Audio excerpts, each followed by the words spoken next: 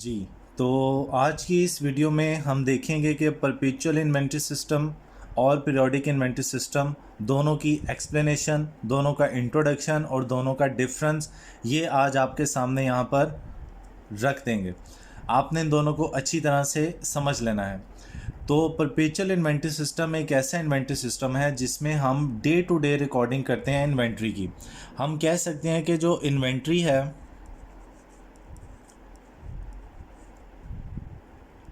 Inventory का record kept up to date.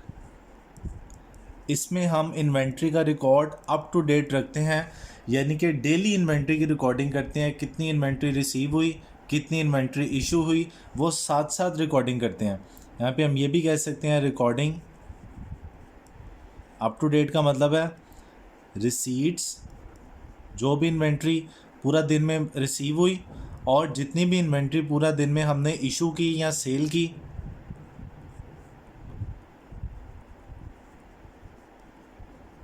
On daily basis. रोज़ाना के रोज़ाना अपने इन्वेंट्री को रिकॉर्ड को हम अपडेट करते हैं, यानी कि किसी भी वक्त हम चेक कर सकते हैं कि आज के पूरा दिन में कितनी इन्वेंट्री हमने रिसीव की और कितनी इन्वेंट्री हमने इशू की और बकाया कितनी इन्वेंट्रीज हमारे पास मौजूद है। ठीक है। और इसमें हम क्या करते हैं कि एक इन्वेंट्री लेजर बना लेते हैं, क्योंकि डेली के डेली रिकॉर्डिंग करनी होती है, अप टू डेट करना होता है। तो अकाउंटिंग में जो भी चीज़ रिकॉर्ड करनी होती है वो अपने अपने लेजर अकाउंट में की जाती है। तो इन्वेंट्री का भी इसमें एक लेजर अकाउंट बनाया जाता है। इन्वेंट्री लेजर अकाउंट बनाया जाता है ताकि इन्वेंट्री की जो भी डेली की चेंजेस हैं उसको रिकॉर्ड किया जाए। ठीक है। और कॉस्ट ऑफ गुड्स सोल्ड एक बड़ी इंपॉर्टेंट चीज़ है कि हमने जो चीज़ें जो इन्वेंट्री सेल की है वो सेल की इन्वेंट्री की कॉस्ट कितनी है। तो इस मेथड में जो कॉस्ट ऑफ गुड्स सोल्ड है,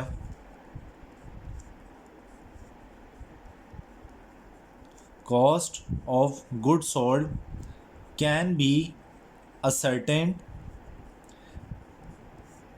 कैसे फाइंड करते हैं ये हम आगे वाली वीडियोस में देखेंगे, लेकिन कब फाइंड किया जा सकता है?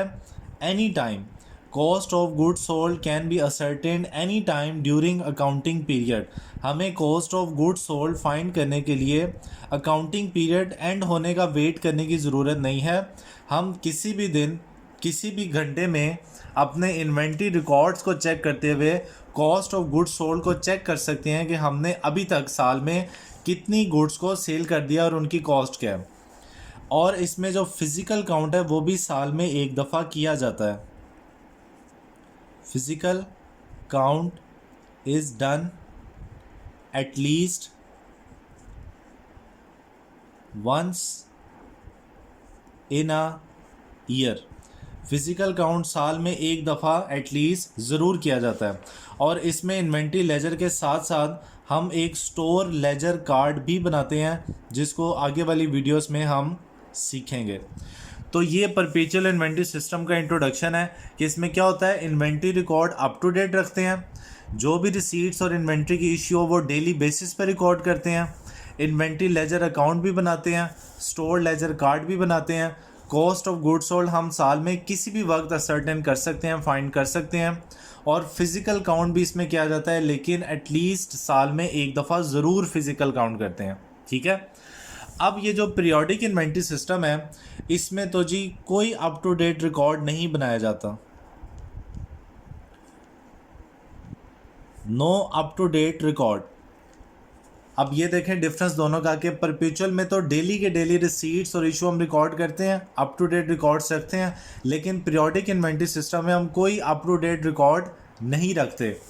इन्वेंट्री लेजर इसमें बनता है? बिल्कुल भी नहीं बनता। कॉस्ट ऑफ गुड्स सोल्ड हम साल में किसी भी वक्त असर्टेन कर सकते हैं, लेकिन इस मेथड में जो कॉस्ट ऑफ गुड्स सोल्ड है, cost of goods sold can B ascertained only at year end। इस मेथड में कॉस्ट ऑफ गुड्स सोल्ड सिर्फ और सिर्फ ईयर एंड पे फाइंड कर सकते हैं, इसके अलावा और कोई तरीका नहीं है। और physical inventory, physical inventory is taken at the year and only.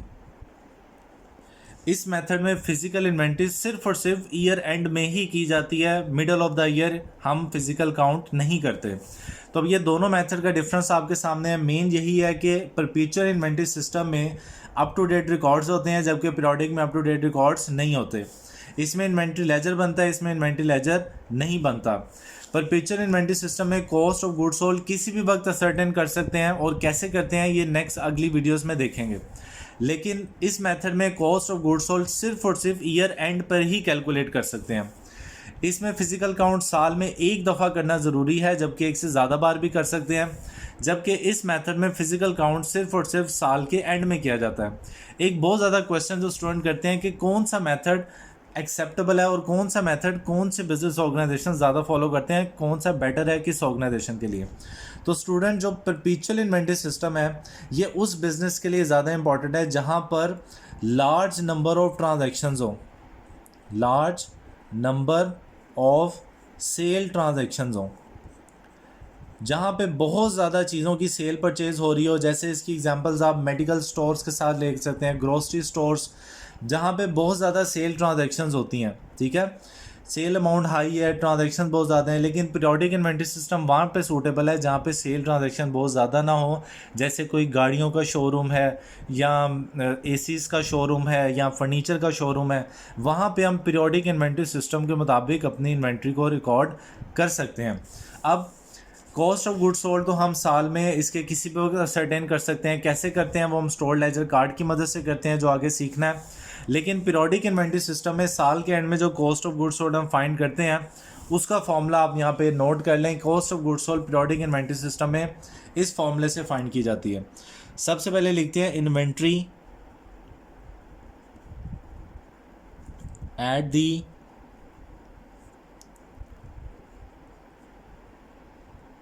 Beginning of the year. साल के शुरू में जितनी भी इन्वेंट्री होगी, जितना भी स्टॉक होगा, उसको लिखेंगे, और इसमें हम ऐड कर लेंगे परचेज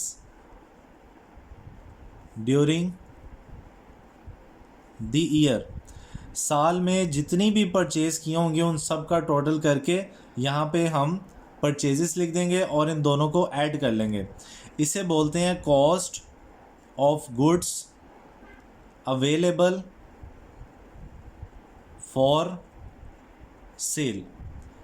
ये वो इन्वेंट्री थी जो साल के शुरू में मौजूद थी, फिर उसमें ऐड किया जो हमने पूरा साल में परचेज़ की, तो दोनों का टोटल आ गया cost of goods available for sale.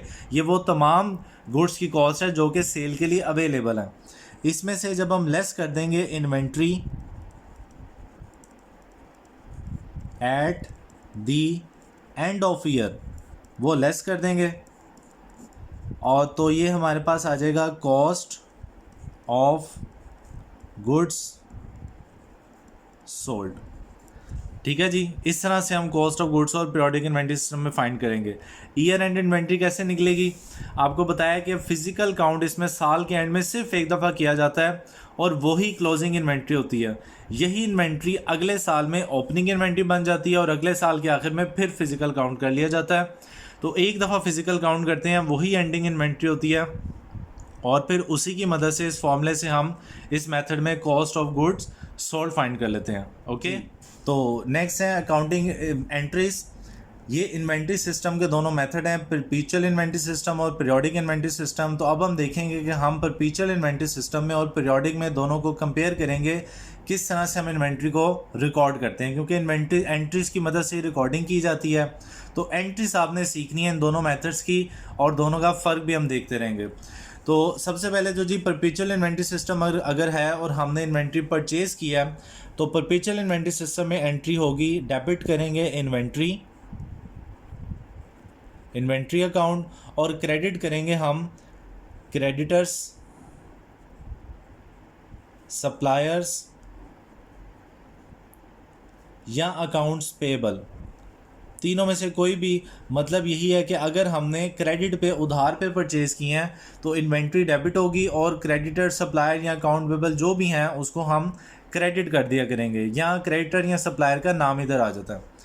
Periodic inventory system में जब हम इन्वेंट्री परचेज करते हैं तो हम डेबिट करते हैं परचेजेस अकाउंट को, परचेजेस अकाउंट डेबिट, और क्रेडिट करते हैं हम क्रेडिटर्स या सप्लायर्स अकाउंट को। और ये अजम्पशन यही है कि अगर क्रेडिट पे परचेज़ किया तो ये परचेज़ की एंट्री है।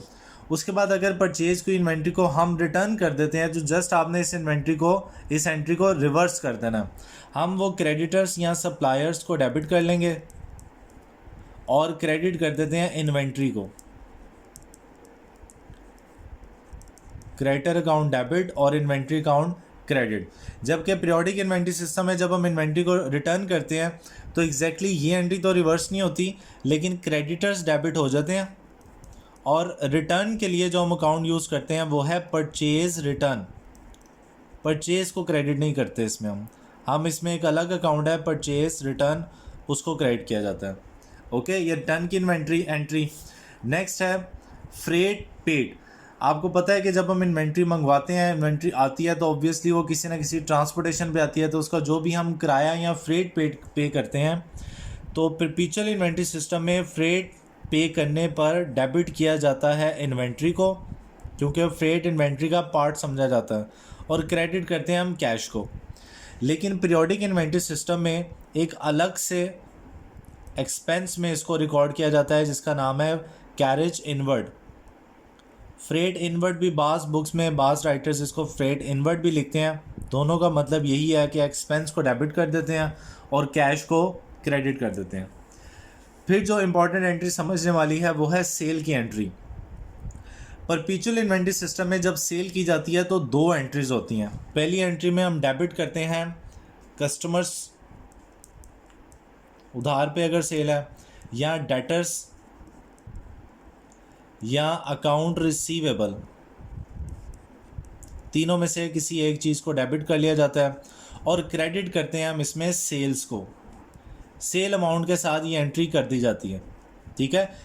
और पीरियोडिक इन्वेंट्री सिस्टम में जब सेल की जाती है तो बिल्कुल इसी तरह कस्टमर को या डेटर्स को डेबिट कर लेते हैं और क्रेडिट करते हैं हम सेल्स अकाउंट को, ठीक है। यहाँ पे मैं ज्यूम कर लेता हूँ कि एक चीज़ हमने जो कि जिसकी कॉस्ट 100 रुपीज़ थी उसे हमने 150 का सेल किया, तो ये जो सेल की एंट्री है ये हम 150 डेबिट और 150 क्रेडिट करते हैं, ठीक है।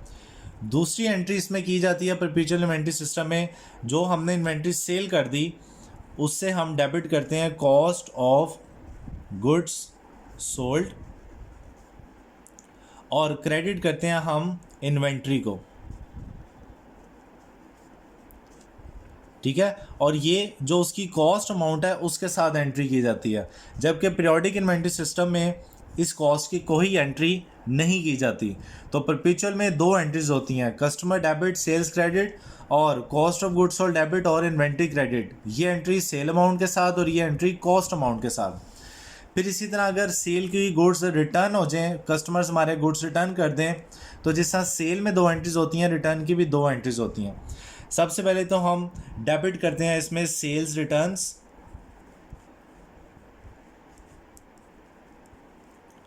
और क्रेडिट करते हैं हम कस्टमर या डेटर को। प्रैक्टिकली तो यहाँ पे कस्टमर या डेटर का नाम ही होता है, इधर कंपनी का या जो भी हमारा सप्लायर है। पीरियोडिक में भी स्टूडेंट यही सेम एंट्री होती है, सेल्स रिटर्न डेबिट और कस्टमर्स या डेटर्स क्रेडिट, और ये एंट्री वही सेल अमाउंट के साथ की जाती है जिस सेल अमाउंट पे हमने एंट्री की थी।